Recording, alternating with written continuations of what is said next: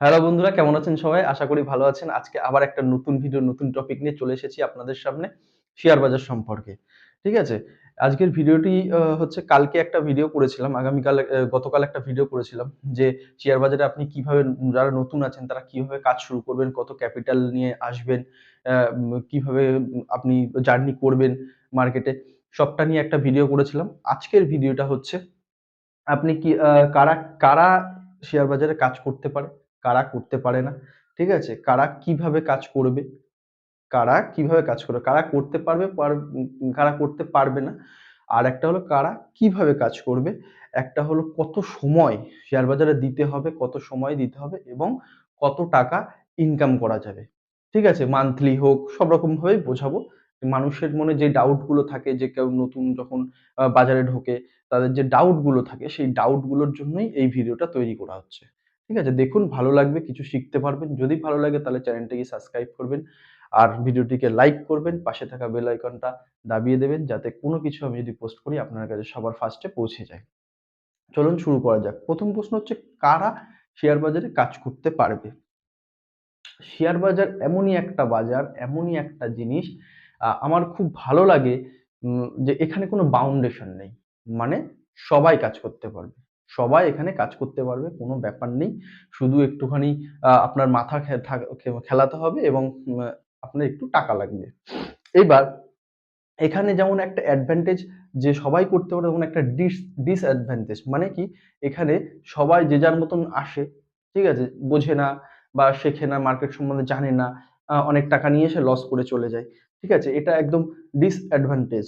মানে কি? যদি এখানে যদি একটা রুলস থাকতো, রেগুলেশন থাকতো, তাহলে কিন্তু হঠাৎ করে কেউ যদি এসে আ নামতে পারত না এবং তার টাকাও হয়তো আ উম লস হতো না, কিছু হতো না। আস্তে, আস্তে শিখতো। এরকম একটা ব্যাপার থাকতো। কিন্তু যেহেতু এখানে কোনো রুলস রেগুলেশন নেই, সেই কারণে অনেক মানুষের, মানে সেই কারণেই আমি মনে করি, সেই কারণেই হচ্ছে মার্কেটে 90% লোক লুজার। এটা মানতে হবে। ঠিক আছে?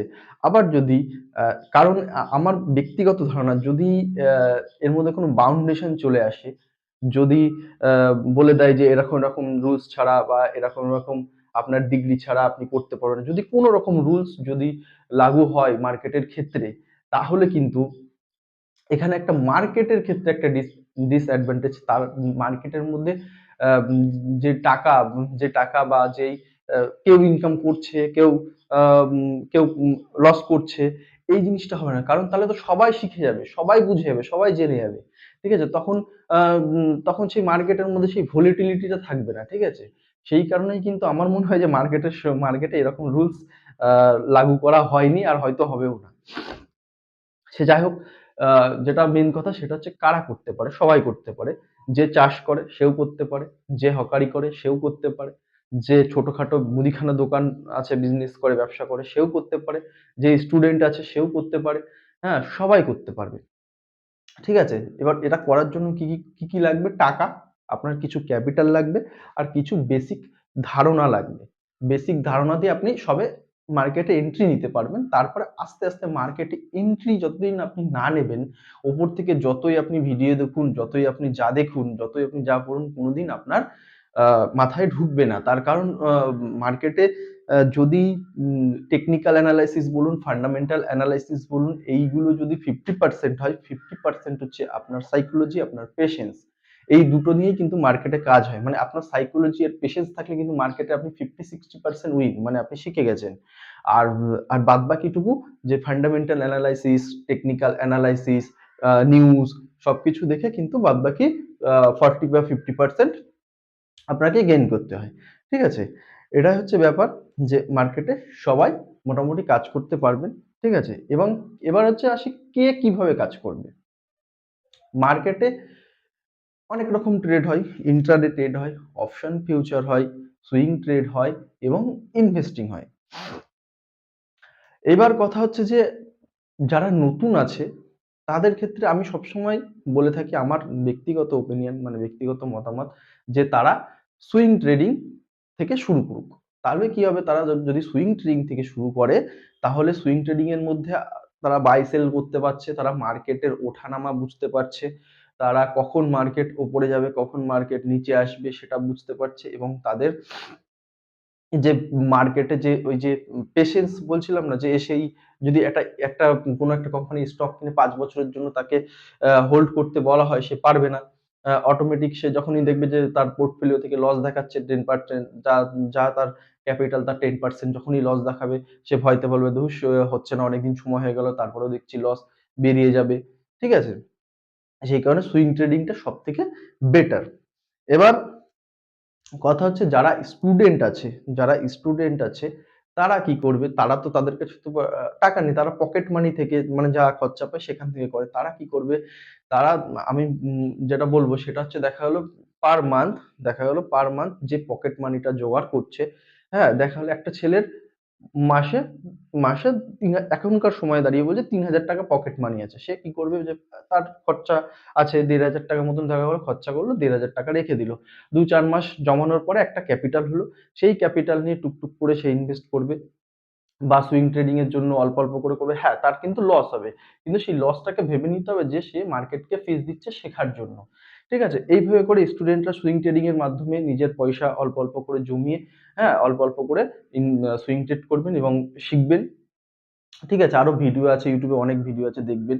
আ আ আমিও অনেক রকম ভিডিও দিই শেখার মতন। সেগুলো একটু দেখবেন, শিখতে পারবেন। ঠিক আছে? আর যারা ধরুন আ উম যারা ধরুন কাজ করছেন, যাদের এজ ধরুন ৩৫ বছর, ৩০, ৪০ এর মধ্যে, মোটামুটি ৩০ থেকে ৪০ এর মধ্যে যাদের এজ, তারা কাজ করছেন, তারা একটা সেলারি পান বা তাদের যেকোনো বিজনেস থেকে মাস গেলে কিন্তু একটা হিসাব থাকে যে এই ইনকামটা আসে। সেই ইনকামের কিছু পার্সেন্ট, ঠিক আছে? কিছু পার্সেন্ট, দেখা গেল 10%, দেখা গেল একটা মানুষ ৳২০,০০০ মাসে ইনকাম করছে, হ্যাঁ? তার থেকে কি করল, ৳৫,০০০ রেখে দিল। ৳৫,০০০ রেখে ৳৫,০০০ মনে করবে যে সে মার্কেটকে দিয়ে দিচ্ছে, তার ফিস। ৳৫,০০০ তার খরচার মধ্যে পড়ে। তাহলেই কিন্তু সে ভালো করে শিখতে পারবে। সে যদি মনে করে যে ৳৫,০০০ রেখেছি, ৳৫,০০০ টা ইস ব্যাংকে রাখলে ভালো হতো, ৳৫,০০০ টা চলে গেল। তাহলে কিন্তু তার সাইকোলজি কোনো সময় ডেভেলপ হবে না। সেই কারণে মনে করতে হবে যে ৳৫,০০০ টা আমার আসেনি, বা ৳৫,০০০ টা আমি মার্কেট শেখার জন্য ফিস দিচ্ছি বলে সে রেখে দেবে। রেখে দেওয়ার পরে সেও সেই সুইং ট্রেডিং এর মাধ্যমে শুরু করবে। আরেকটা আছে, আরেকটা জিনিস হচ্ছে, এইভাবে করে শুরু করবে। আরেকটা জিনিস হচ্ছে ইনভেস্ট করতে পারেন। সেটা হচ্ছে আ এসআইপি মুডে। এসআইপি মুডে আ আপনি, কেউ যদি মনে করে যে, "না, আমি মার্কেটে কোন রকম ঝামেলা নেব না।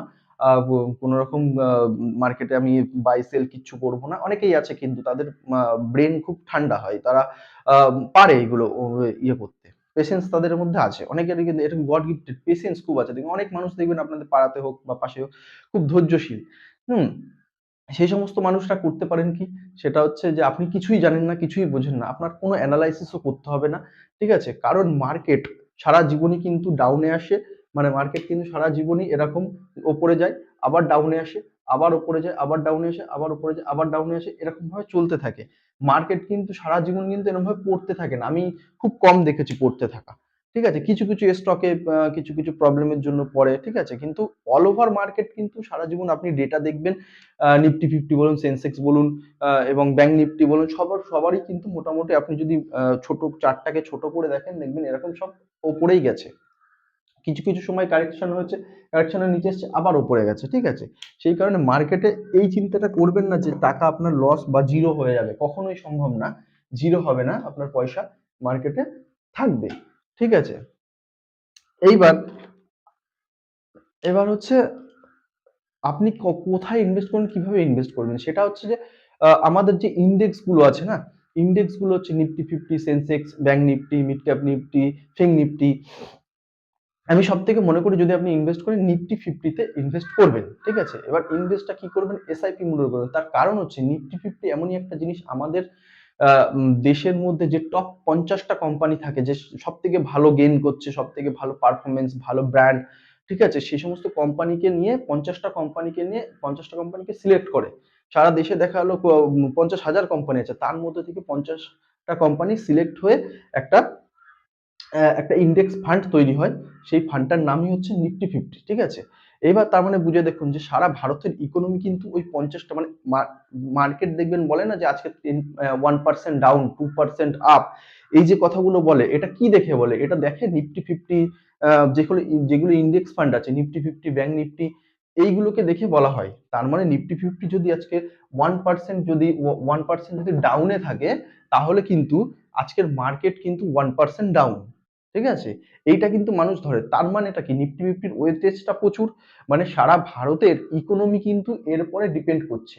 তার মানে আপনার এইটুখানি বিশ্বাস রাখতে হবে যে যদি নিফটি ফিফটিতে বা কোনো ইন্ডেক্স ফান্ডে আপনি ইনভেস্ট করেন, তাহলে যদি আপনার টাকা যদি লস হয় বা যদি আপনার পোর্টফোলিও যদি জিরো হয় বা ইয়ে হয়, তাহলে কিন্তু সারা ভারতেরই কিন্তু ইকোনমি ডাউন হবে। তাহলে যেখানে সারা ভারতের ইকোনমি ডাউন হবে সেখানেই আপনার ডাউন হবে। ঠিক আছে? যদি সারা ভারতের ইকোনমি যদি আপনার ডাউন না হয়, তাহলে আপনার পোর্টফোলিও ডাউন হবে না। হ্যাঁ, হয়তো মাঝে মধ্যে নিচে এরকম যাচ্ছে, দেখেন আপনি এখানে 10 টাকায় কিনেছেন, এখানে গেল 15 টাকায়, আবার এখান থেকে এই অবধি আসলো 12 টাকায়, আবার এখান থেকে আসলো গেল 17 টাকায়, এরকম ভাবে যাবে। কিন্তু এই জায়গাটায় যখনই আসবে ডাউনে, তখন কিন্তু আপনি ভয় পাবেন না। এইটাই হচ্ছে কথা।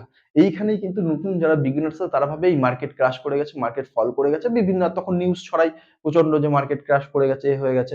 কিন্তু বড় বড় ইনভেস্টররা কি করে, এই জায়গায় এসে আরো ইনভেস্ট করে। মানে কি, এখানে ধরুন প্রত্যেক মাসে 1000 টাকা করে যদি ইনভেস্ট করে কেউ, এখানে 1000 টাকা ইনভেস্ট করলো, এখানে 1000 টাকা ইনভেস্ট করলো, 1000 টাকা ইনভেস্ট করলো, ঠিক আছে, এখানে 1000 টাকা ইনভেস্ট করলো, যখন মার্কেট এইখানে কারেকশন হয়ে যখন এইখানে আসলো, এখানে আরো 2000 টাকা ইনভেস্ট করলো।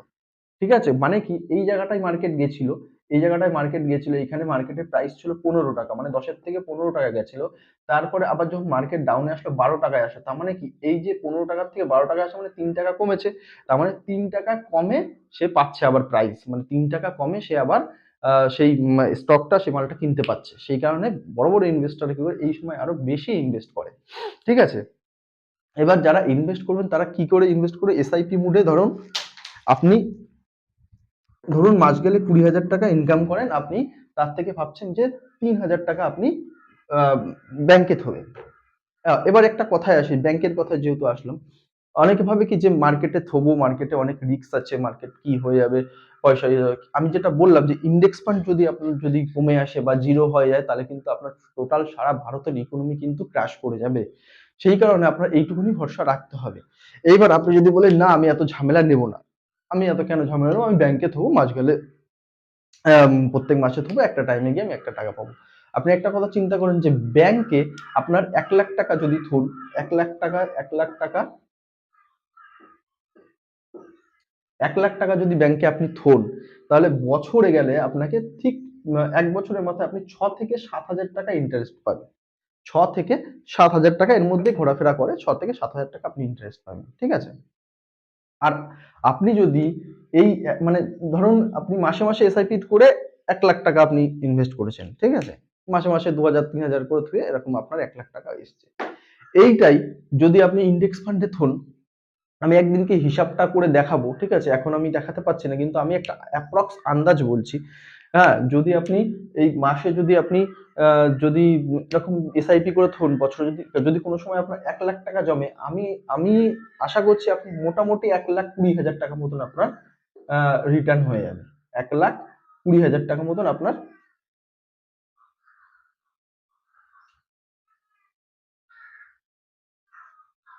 1.2 লাখ, ঠিক আছে, আপনার হয়ে যাবে। তার মানে কি, এখানে দিচ্ছিল 1,00,000 টাকায় আপনার 1,06,000 বা 7,000, এখানে পাচ্ছেন আপনি 1,00,000 টাকায় 1,20,000, কত বেশি। ঠিক আছে? এই হচ্ছে ব্যাপার। যে আরেকটা প্রশ্ন হচ্ছে, আপনি যদি বলেন যে আমি ব্যাংকে থবো, ব্যাংক যে কখনো যে আপনাকে ধোকা দেবে না, ব্যাংক যে আপনার কখনো ক্র্যাশ হবে না, এটার কোনো মানে নেই। আপনি যখন আপনার ব্যাংকে একটা অ্যাকাউন্ট খুলেন, তখন দেখবেন সেখানে লেখা থাকে, ফর্মের মধ্যে লেখা থাকে, খেয়াল করে দেখবেন যে ব্যাংক যদি কোনো সময় দেওয়ালিয়া হয়ে যায় বা কোনো সময় ডুবে যায়, তাহলে কিন্তু আপনার যত টাকাই ব্যাংকে থাকুক না কেন, হ্যাঁ, সামথিং 5 লাখ বা 6 লাখ এরকম কিছু, ঠিক আছে, ওই টাকাটা আপনি ফেরত পাবেন। যদি আপনার 50 লাখ টাকাও যদি ব্যাংকে থাকেন, ব্যাংকে যদি যদি ক্রাশ, ব্যাংক যদি দেওয়ালিয়া হয়ে যায়, কিছু হয়ে যায়, তাহলে আপনি ওই 5 থেকে 7 লাখ এরকমই যাই হোক এই টাকাটাই পাবেন। আর আপনার যদি 20,000 টাকা থাকে বা 1,00,000 টাকা থাকে, তাহলে আপনি সম্পূর্ণ টাকাটাই পেয়ে যাবেন। কিন্তু যদি আপনার মোটামুটি 5-7 লাখ টাকার উপরে থাকে, তো 10 লাখ 15 লাখ বা 20 লাখ যে টাকায় থাকুক না কেন, কিন্তু আপনি এই টাকাটা পাবেন, এটা সবসময় কিন্তু ফর্মে লেখা থাকে। তার মানে কি ব্যাংকে রেখেও কিন্তু আপনার কিন্তু সেই যে আপনি সিকিউরিটিটা চাচ্ছেন সেটা আপনি পাচ্ছেন না। আবার ওপর থেকে দেখা যাচ্ছে যে আপনার ইন্টারেস্টও কম, 6 থেকে 7% আপনি পাচ্ছেন। তাহলে আপনি কেন ইন্ডেক্স ফান্ডে বিনিয়োগ করবেন না? সেই কারণে আপনি যদি না বোঝেন, মার্কেট কিছু না বোঝেন, এসআইপি মোডে আপনার যদি 20,000 টাকা মাসে ইনকাম থেকে 2-3 হাজার টাকা আপনি আপনি হচ্ছে ইয়েতে থুতে পারেন, ইন্ডেক্স ফান্ডে রাখতে পারেন। এবার কথা হচ্ছে, আপনি এখানে দেখলেন যে 20,000 টাকা আপনার ইন্ডেক্স ফান্ডে 1 বছরে আপনার রিটার্ন দিচ্ছে। এটা যদি আপনি 20 বছর রাখেন না, 20 বছর রাখেন, আমি বললাম হিসাবটা আমি পরে দেখিয়ে দেবো, কিন্তু এখানে আপনি কোটি টাকায় রান করবেন 20 বছর রাখলে। তার কারণ হচ্ছে এখানেই চলে আসবে যে পাওয়ার অফ কম্পাউন্ডিং, মানে চক্রবৃদ্ধি সুদ। এখানে আপনি চক্রবৃদ্ধি সুদ হিসাবে আপনি কিন্তু টাকা জেনারেট করতে পারছেন ইন্ডেক্স ফান্ডে যদি ইনভেস্ট করেন তাহলে।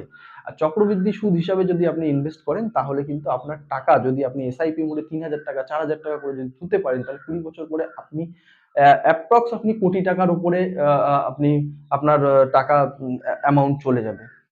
ঠিক আছে? এই হিসাবগুলো আমি একটা টাইমে দেখাবো কিভাবে এগুলো হয়। হ্যাঁ, চক্রবৃদ্ধি সুদ মানে পাওয়ার অফ কম্পাউন্ডিং। তার আগে ছোট্ট করে একটা কথা বলে নিই। আমি একটা শর্টস ছেড়েছিলাম, সেটা দেখেছেন কিনা জানি না। আ আপনারা যদি না দেখে থাকেন, সেটা হচ্ছে চক্রবৃদ্ধি সুদের একটা জাস্ট এক্সাম্পল। ঠিক আছে? আপনি যদি ৳১ করে প্রতিদিন জমান, ৳১ মানে আজকে ৳১ জমালেন, কালকে কি করবেন? ৳১ ডবল জমাবেন মানে ৳২। হ্যাঁ, ৳২। তারপরের দিন জমাবেন ৳৪। তারপরের দিন জমাবেন ৪ এর ডবল ৳৮, তারপরের দিন জমাবেন ৮ এর ডবল ৳১৬। এইরকম করে ১ মাস আপনি যদি জমান, আপনার টাকা কোটি টাকার উপরে হবে ১ মাসে। ১ মাসে আপনি একটু খাতায় হিসাব করে দেখবেন, একটু মজা করেই হিসাব করে দেখবেন। দেখবেন যে আপনি যদি এরকম প্রতিদিন ৳১ র পরিবর্তে ৳২, ৳২ র পরিবর্তে ৳৪, ৳৪ র পরিবর্তে ৳৮, মানে প্রতিদিন যত দিন যাবে তত ডবল, ডবল করে জমাবেন। ৳১ থেকে শুরু করবেন, হিসাবটা করবেন ৳১ থেকে শুরু করবেন, ১ মাস হিসাব করবেন, দেখবেন ৳১,০০,০০,০০০ টাকার উপরে হয়ে যাচ্ছে। এটাকেই বলা হয় পাওয়ার অফ কম্পাউন্ডিং বা চক্রবৃদ্ধি সুদ। এইভাবেই কিন্তু শেয়ার বাজারে কাজ হয়। বড়, বড় ইনভেস্টররা কিন্তু এইভাবেই কাজ করে। এই পাওয়ার অফ কম্পাউন্ডিং এর জন্যই কিন্তু কাজ করে।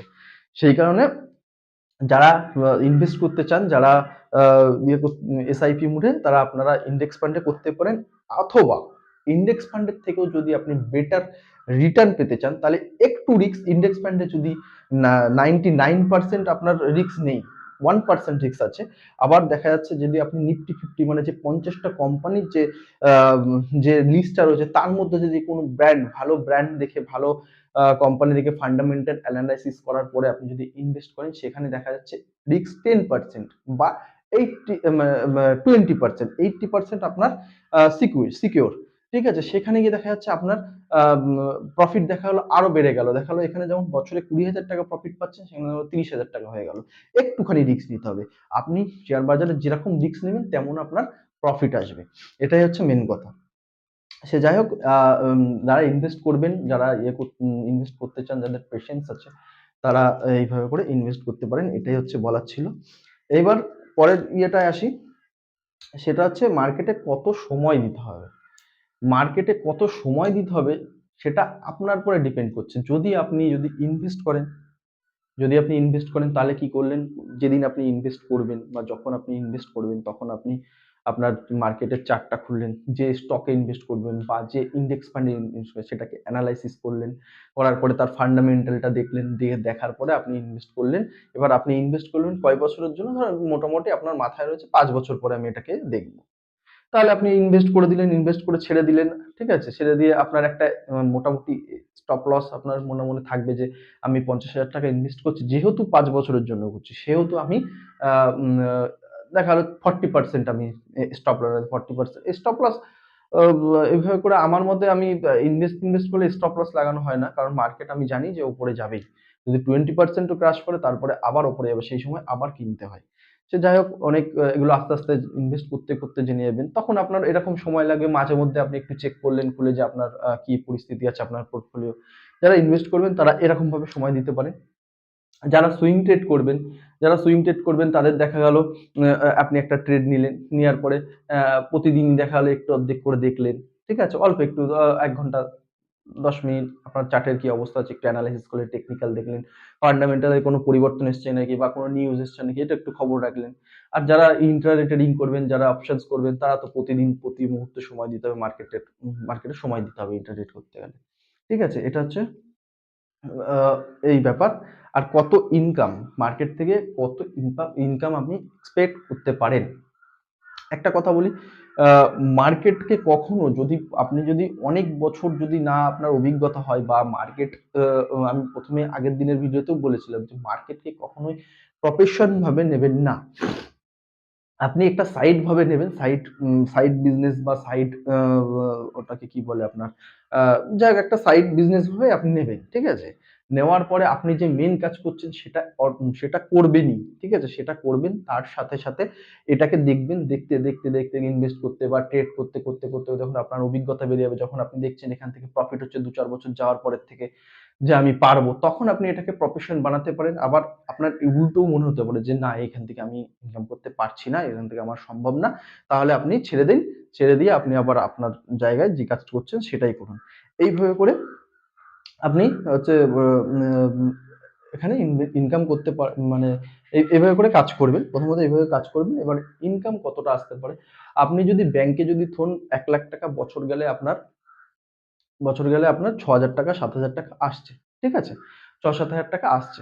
এবার কথা হচ্ছে আমি ১ম এই বললাম যে এটাকে একটা সাইড বিজনেস বা কিছু হিসাবে ভাববেন। সেইজন্য আপনার সবসময় এক্সপেকটেশন টা একটু কম থাকা দরকার। তার কারণ মার্কেটে হচ্ছে লোভ করলে কিন্তু খুব সমস্যা আছে। তার কারণ হচ্ছে আপনি ধরুন ৳১,০০,০০০ ইনভেস্ট করলেন। যদি আপনি সুইং ট্রেডিং এর জন্য করেন, ৳১,০০,০০০ ইনভেস্ট করে মাসে যদি তার 10% কেন তার যদি 5% ও যদি আপনি জেনারেট করতে পারেন তাহলে আপনি খুব ভালো ট্রেডার এবং খুব ভালো প্রফিট করছেন। 5% মানে বুঝতে পারছেন যে ৳১,০০,০০০ ইনভেস্ট করে আপনি মাস গেলে ৳৫,০০০ পাচ্ছেন। মাসে ৳৫,০০০ পাচ্ছেন। ধরুন আপনি একটা জায়গা কিনেছেন বা আপনার একটা জায়গা আছে সেখানে ২ টো ঘর করলেন। ২ টো ঘর করতে ২ ৳৪,০০,০০০ খরচা হলো আপনার। এবার ২ টো ঘর ভাড়া দিচ্ছেন। মফস্বল এলাকা হলে দেখা গেল ৳২,০০০ করে ভাড়া পড়ে। বা একটু টাউন সাইড এ হলে বা কলকাতার দিকে হলে ৳৫,০০০ করে ভাড়া পাবেন। ঠিক আছে? এবার আপনি ৪,০০,০০০ খাটিয়ে এবার যদি মফস্বল এলাকায় যদি আপনার বাড়ি হয় তাহলে আপনি কত পাচ্ছেন? প্রত্যেক মাসে ২ ঘরের থেকে ৳২,০০০ করে ভাড়া পাচ্ছেন ৳৪,০০০ বা ৳৫,০০০। তাহলে আপনি এখানে ৳৪,০০,০০০ খাটিয়ে মাস গেলে ৳৫,০০০ পাচ্ছেন। তাতেও কিন্তু আপনি খুশি।